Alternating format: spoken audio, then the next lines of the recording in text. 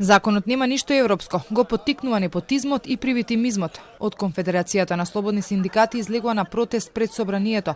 Барат веднаш да се повлече законот за административни службеници. Обвинуваат дека дел од пратениците се обидуваат без јавна дебата и на шверцерски начин да го донесат овој закон со кој голем дел од работниците во јавниот сектор ќе продолжат да земаат минимална плата, а усогласувањето со минималецот нема да го добијат. Во март нема да добијат ништо, никакво усогласување, значи ќе си останат на истите плати.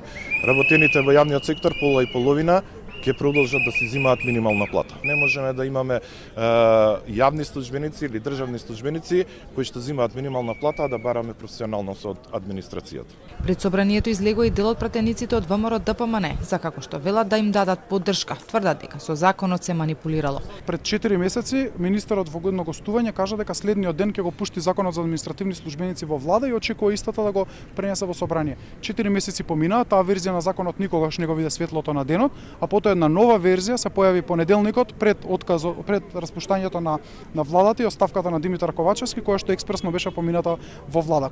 Ралповски вели, уште при подпишувањето на општиот колективен договор предупредил дека може да се случи вакво нешто. Договорот синдикатите и представниците од владата го подпишаа во јули лани и тие се сомневаат дека се изиграни. И во преговорите може да кажеме дека сме изиграни до некој процент, ниту таков компромис не е направен.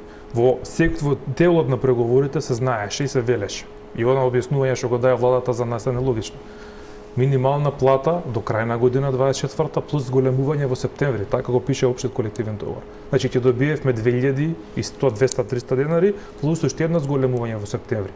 Да владата каже не се договоривме така. Што е лага? Во јули владата и синдикатите договорија зголемување на платите за 10% од септември лани плюс регрес за годишен одмор. Исто така договорија и новата методологија за пресметка на плати според просечната, како кај функционерите, да биде од март 2025. Но сега со новото законско решение, тие нема да го добијат усогласувањето со минималната плата од март годинава.